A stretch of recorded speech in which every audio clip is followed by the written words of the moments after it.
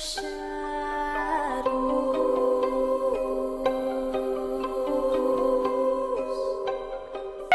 it's Hailey Reese and welcome back to my YouTube channel. I am so grateful that you are here and I hope that you are having an absolutely fantastic morning, afternoon, or night, whatever it is for you when this video finally reaches you.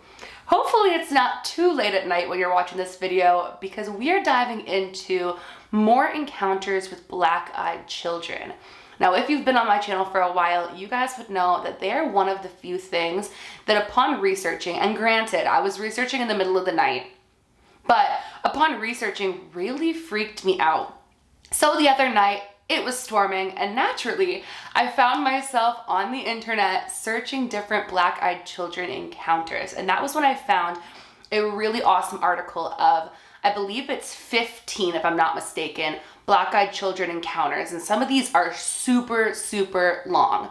I will have the article linked in the description box for you guys because it is just so well done in general, and there's a lot of facts and information, and I think it's really cool if you want to dig a little bit deeper.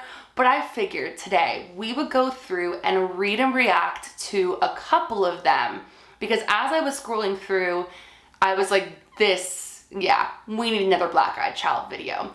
So definitely let me know in the comment section below what you think of these particular black-eyed children encounters. And I'm looking forward to reading all of your different comments. But with that being said, before we get into these encounters, I would just very quickly like to take a moment to thank today's video sponsor, June's Journey. Again, if you're a returning subscriber here on my channel, you would know that I've absolutely loved playing June's Journey and partnering with June's Journey in the past, and I'm always excited to share June's Journey with those of you who may not have played yet. June's Journey is a hidden object mystery game with a captivating detective storyline, taking you back to the glamour of the 1920s with a really awesome cast of diverse characters. Each new scene takes you deeper into a thrilling murder mystery story, where June Parker is in a quest to solve the murder of her sister and uncover her family's many secrets. The game is truly so much fun to play and is available for free on mobile devices, Androids, iOS, and on desktop through Amazon and Facebook. In the short 5 years since the release of June's Journey, there are over 30 million fans worldwide. And I can completely understand why, because June's Journey is not only relaxing, but also challenging in all the right ways. I will have a QR code up here on the screen for you, as well as a link down in my description for you to download June's Journey for free today. I truly think that you guys will love it just as much as I do. So thank you so much to June's Journey for partnering up with me for today's video. And with that being said, let's get into these terrifying encounters.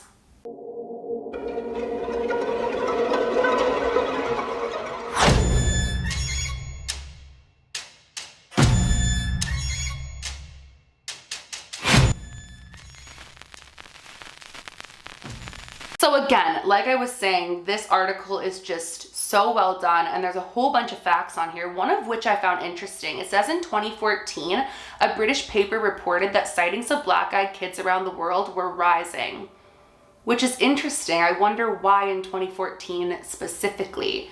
But the earliest sighting of black-eyed children, it says, was in 1996. This first one's a little bit long, so bear with me here, but it's called Halloween. And with Halloween quickly approaching, I thought, let's read this. Okay, I've got my trusty iPad here, and let's get into it. This is so funny. I've never heard of black-eyed kids before my incident, so I came on here to post my story, and the first story I see is about a black-eyed kid. Weird. Let me preface this by saying I'm by no means a writer, just a domestic engineer living in North Texas. I also don't believe in the paranormal, ghosts, demons, aliens, whatever. However, I did have an event that happened to me this Halloween I have to admit has me scratching my head. This is my first post on here, and sorry to say I've never heard about it till yesterday. I told my best friend about the incident, and she's an avid reader of No Sleep. She told me if I didn't post it, she would. So here I am. Anyway, hope you like. It had been a slow trick-or-treating night in our neighborhood that evening, which is pretty odd in itself. We usually have kids from different areas dropped off in ours and have had constant parade at our door. That night, we'd had no more than 8 or 10 groups of kids come by the entire night. It was about 9:30 p.m. and my husband and I were sitting in our family room watching some of those ghost shows based on supposedly actual events. Like I said, I don't believe in that stuff, but I do like a good ghost story now and then, and it was Halloween and all. We hadn't had any activity at the door in over half an hour, and it was getting late, so we decided to turn the porch light off and let our dog Chloe out of her crate. Chloe is an American bulldog and is very docile. We only put her in her crate because we're afraid she'd try to get out to play with all the kids, and I didn't want to have to chase after her down the street. I also didn't want her to scare any of the kids because she would look a little intimidating to the younger ones. So I turned the outside light off and let Chloe out. She followed me back to the couch to lay down at my feet. It was getting close to 10 p.m. when my husband decided he'd had enough fun for the night and was going upstairs to take a shower and get ready for bed. After all, it was Thursday, and he had to get up early the next day. My teenage son was out with his friends at a local haunted house and wasn't expected back for another hour or so, so that left me alone on the couch with Chloe. Now, just because I don't believe those things doesn't mean that the shows don't freak me out a bit. And being alone now watching, I'd have to say I was kind of on edge, as it were. It wasn't long after I heard the upstairs water for the shower turn on when there came a light at the front door. My initial reaction was, what, really? It's almost 10 o'clock, go home. But soon felt an uneasy feeling coming over me. Why the knock? Our doorbell glows in the dark, and without the porch light, it would be extra obvious to anyone there. I paused. I couldn't really just ignore it. Our front door had big glass panels, and anybody right outside the door could see enough in to see someone was in the family room watching TV. It would be pretty rude to sit there and not answer it. Knock, knock, knock, again from the door. I glanced down at Chloe and she was gone. My gaze followed her usual path to the front door, expecting her on her way there, but nothing. She wasn't there. I stood up to look around the room better and found her crouching by the back door as if she wanted out. However, she never asks to go out like that. She always comes and licks my hand or puts her head on my knee. This was totally out of character for her, and I have to say heightened my anxiety. Chloe, crate, I said. She looked at me like, no lady, I ain't moving.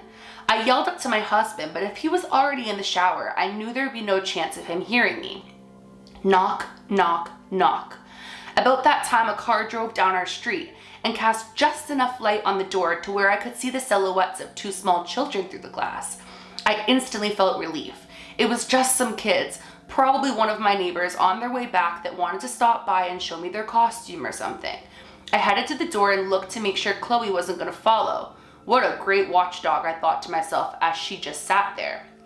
I turned on the porch light when I got to the door, and sure enough, I could see through the glass that there was a couple of pretty small kids. A little late for such young ones, I thought, and I began to wonder about what kind of parents would let their kids run the streets that late at night. I only opened the door enough to where I could block Chloe's escape if she decided, which was only about 2 feet. What struck me immediately as odd was the kids weren't wearing any costumes. They were dressed as normal street clothes. Also, no customary trick-or-treat either. I began to feel uneasy again. It was a girl and a boy. The girl to my left was older. I'd say about 11 or 12. I could tell she was blonde, but I couldn't make out any distinct features as our lights are from high above on columns at the front porch, so most of the light was coming from behind them. I had not opened the door wide enough for any light from inside to hit them directly. The boy was younger and about a foot shorter. I'd say 8 or 9, and looked to have light brown hair. The girl was very polite. "Ma'am, can we please come inside and use your phone to call our mom?" As she spoke, something in the pit of my stomach was telling me that something was wrong. What kid, even at that age, doesn't have a cell phone of their own these days? I couldn't remember the last time I'd had anyone ask to use my home phone. Hun, don't you have a phone of your own you can call your mom on?" I asked. This is when things got really weird. They both turned back to each other and as if they were going to say something to one another, but neither ever spoke. They turned back to me and the girl said, "Ma'am, my cell phone battery doesn't have any charge left in it. Can we please come inside and call our mother? We're alone out here, and my brother is scared." I have to admit there were two competing feelings going on. The first, that of a mother's heart, wanted to help these two small children get to their mom. The other, a sinking fear in my gut, was keeping the other feeling at bay. It was then I noticed that during the short conversation, which I'd already opened the door a few extra inches, I was completely unaware of what I was doing. I stopped. "Honey, why don't you give me your mother's number and I can call her myself?" Another pause, and they again looked at one another. After a short moment, they turned back to me and the girl said, "Ma'am, my little brother has to use your bathroom. Can we please come inside while you call our mom?" And with that last statement, the little girl moved closer towards the door, like she was just gonna walk in by me. As she did, she stepped into the light coming from inside the house, and I got my first real good look at her. Solid, jet black eyes. That's all I could see. That motherly instinct was gone and replaced by terror I've never felt in my life. I could feel every hair on my arms and the back of my neck standing at attention. I closed the door to where my face was just able to stick out. The little girl stopped again and pleaded, "Please, ma'am, we're really scared and alone out here. We have to come inside. Please help us." And then on cue, the kids began to whimper and cry. So really quick commentary on this. It's a really common theme for them to ask to come in and use your phone or your restroom or to ask for a ride. But one thing that I want to note is up until now, people don't know what exactly the black-eyed children are. Whether they're aliens, whether they're entities, whatever they could be. Oh, my earring just fell out. But it is important to note that demons require permission for entry.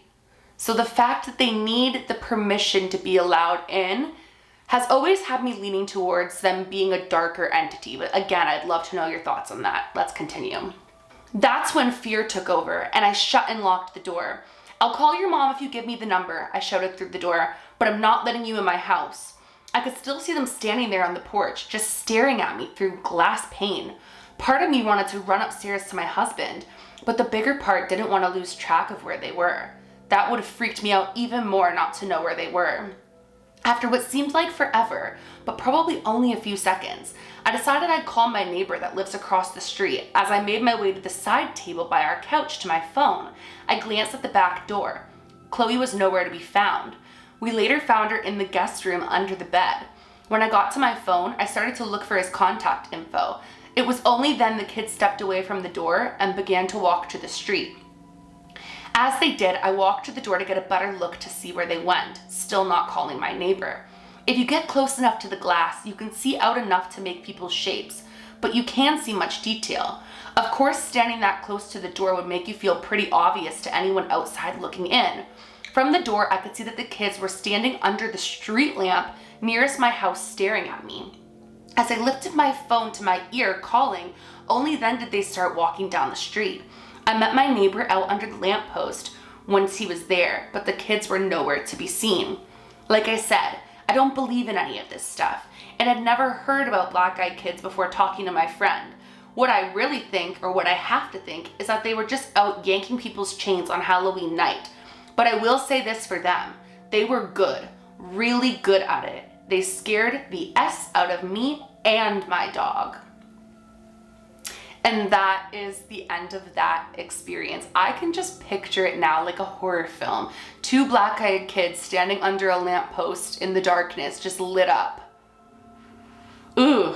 I do want to say that there have been a couple of different stories that I've read about this specifically happening on Halloween night. And it is very possible that people are going out putting black contacts in and trying to startle people. I mean, it is Halloween. But I would love to know what you think of that experience based off of the dog's reaction before even seeing them. It's almost like an energetic thing in my opinion. Definitely let me know. This one is called No, You Won't Be Calling Anybody. This incident took place about 13 years ago. I had just moved to a new city with my wife. We were small town newlyweds from the Midwest. We moved across the country to one of the biggest cities in the Southwest so I could attend graduate school. Being naive and new to city living, I habitually answered the door without a second thought. Never again after this. The first thing that should have tipped me off to the peculiarity of this situation was the fact that someone was knocking at 6 in the morning. The second thing that should have dawned on me is that the kid had to reach over a rather tall patio gate to unlatch and open it. The knock at the door was startling. My wife and I were getting ready for work, a pretty normal routine.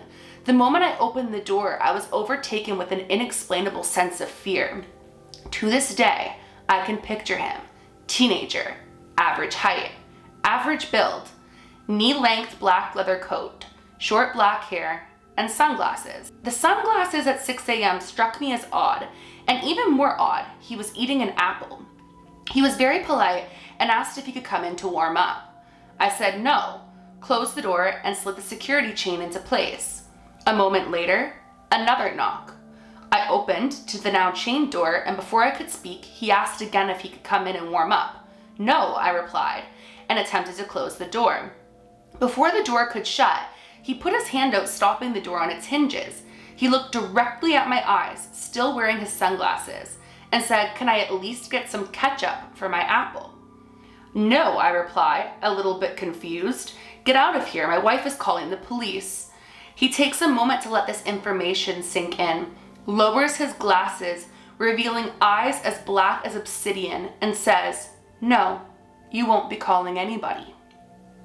At that moment, I forced the door closed, lock it, and called out to my wife. She is scared, hiding in the bathroom. All jacked up on adrenaline, I ripped the curtains back to look out the window. He is gone. Absolutely no trace of him. I go out on the patio and check the gate. It's still latched from the inside. That was messed up, I think to myself. As I turn to enter the house, I notice a half-eaten apple laying on the ground. That gives me the heebie-jeebies. And who wants ketchup for an apple? Oof. I think the gate thing is what makes it all the more eerie, and the fact that the apple was there so you know that you didn't make this up in your head. Yeah, that would be enough to freak somebody out. This is a short one, but it says, survival story. I helped them once. Never, ever, under any circumstance, do it. I'm not sure what they do, but it feels as though they are ripping your soul out. They get really close to you, and you get amazingly drowsy. If it weren't for my girlfriend showing up mid-invasion and kicking them out, I probably would be dead. I didn't even see the black eyes until I had let them in. They're getting smarter. Oof. This one's titled, They're on My Balcony. Let me tell you a little bit about myself. I'm in my early 20s, and I just moved into this apartment. I tend to live a very private life. I don't even have a Facebook account. I work during the day at the grocery store, okay? So I'm walking up my flight of steps to get to my apartment, and I hear these kids laughing and whispering. It was kind of late, so I thought this was weird, but ignored it and walked into my apartment. I live on the 3rd floor. I was getting ready to open my balcony door. It was really muggy in my apartment. I walk over to the door and pull my blinds, and 2 kids are staring back at me. I screamed and backed away, smashing my leg into the table. They were both in blue jeans. The oldest, he was taller, had on a green shirt and white stripes. The younger had on a button-up light blue shirt. The oldest touched the sliding door. "Hey miss, can you let us in?" The younger one just kept looking around. I still just stared at them. I finally was able to say, "How did you get on my balcony?" I walked to the door and noticed how excited the older one got as I moved closer to the entrance. "Can you let us in?" I wasn't thinking. I unlocked the door, and when I looked up, their eyes were as black as could be. The entire eye. I quick locked the door and told them I had to call the police because my door was jammed, so I couldn't unlock the door. So I called the police. The oldest boy pleaded with me the entire time to let them in. The police arrived about an hour ago. They came in and walked to the balcony. When they opened my balcony door, nothing was there. They looked down and saw 2 children running in the parking lot from the building. The police took a report and said that they had to have had help getting up there, that they would question the neighbors. I'm freaking out. I'm crying. I don't want to stay here. But again, I don't feel safe going outside right now. That gives me chills. Can you imagine 2 children being up on your balcony when there would be no way for them to have gotten up there? unless like the police said somebody helped them. Ooh. I think just children saying, "Can we come in?" with blacked out eyes in general is scary in and of itself. This one is titled, "What Happened to My Friend?" So a month ago, my friend was talking to me about these creepy kids that were hanging out around his house. He seemed scared, and he doesn't scare easily. He said they always wanted to use his phone and wanted to come in, but he always said no. A week ago, he told me he was going to let them in, and I didn't give it any attention, but he's been missing ever since. I've gone over to his house, but it's empty. His cell phone number isn't going through. Does anyone know what happened to him? I've heard about black-eyed kids just now, and I don't know what they do. Is he still alive? Please help me. I am seriously freaked out. I had actually recently heard another black-eyed child story that really changed my perspective on them, and I'm curious to hear what you guys think as well. Now, essentially how the story went was that this family was living out in the middle of pretty much nowhere. They said the nearest town was like an hour away. They would have to go and do like their stock up on groceries and bring everything to their home, and they never really saw anyone. Now, they did have a lot of animals on their property, and specifically they had horses on the property as well. Now, on this particular evening, they received a knock on their door. Sorry guys, if I look like I'm in a new position, it's because my card just filled up. But anyways, so on this particular evening, one thing about their home is they have those motion light sensors on the outside of their home. Again, to kind of keep an eye on wildlife and different animals in the area, as they frequently would get coyotes and other animals of the like. And on this particular evening, they were brewing up a cup of tea, getting ready to wind down for the night, when they noticed that the light outside of their house kept turning on. So they went and they peered outside of their house, and they're noticing a couple of things. The animals seem to be on high alert. They're wondering again if there's some sort of predator out there. So the man goes outside and looks around to see if he sees anyone or anything, and he sees absolutely nobody. He then returns into his home to hear knock, knock, knock on his door, and the light outside is on again. Keep in mind, they don't live close to anybody, so this was already alarming to them. When they went to the door, they yelled through the door asking who it was, and it was two children asking to come in. They said they were lost and they needed to call their mother. Now again, he found this alarming, considering these kids would have had to have walked extremely far to be at their home. So he opens up the door just a crack and looks to the kids. Again, he has these big bright lights on outside, and that's when he noticed that the kids had blacked out eyes and are once again asking to come in. Now, as he's saying no and saying they can wait outside, he's going to call the police to come and assist with this because he didn't have a good feeling about it at all.